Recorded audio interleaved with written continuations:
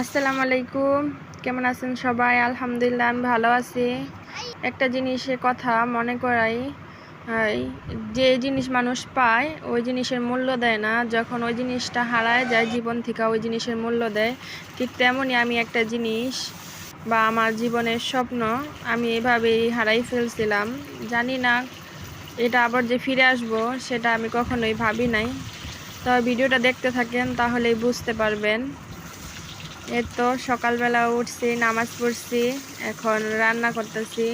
আজকে শুক্রবার, এটা অনেক দিন আগের ভিডিও করা ছিল। এই তো সকালবেলা রান্না বান্না করতেছি। মাছ বোনা করুম, এটা হলো চায়না খলসা মাছ।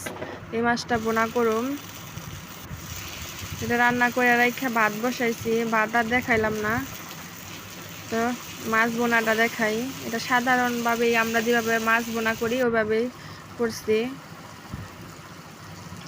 তো সুন্দর মতো কষাই নিলাম।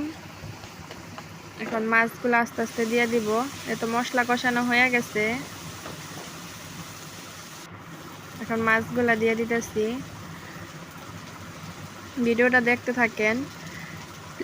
ভিডিওটা যদি কোনো অংশ একটু ভালো লেগে থাকে তাহলে অবশ্যই সাবস্ক্রাইব করবেন, লাইক করবেন, অবশ্যই পাশে থাকবেন, কমেন্ট করবেন। আপনাদের কমেন্ট পড়তে আমার খুব ভালো লাগে, অবশ্যই কমেন্ট করবেন।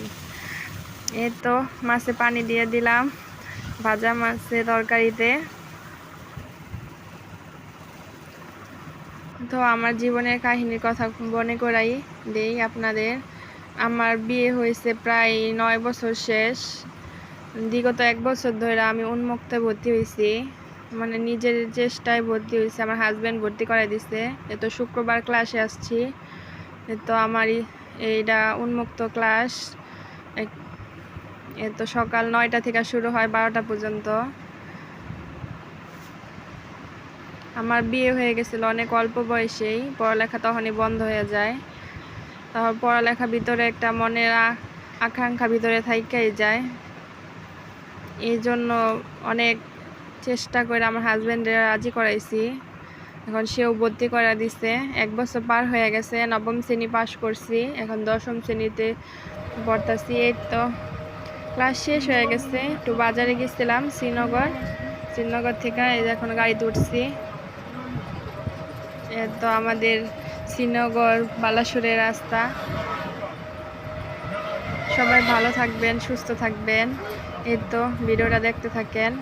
ভিডিওটা যদি একটু ভালো লেগে থাকে তাহলে অবশ্যই একটা লাইক করবেন আর কমেন্ট করবেন এবং শেয়ার করে দিবেন।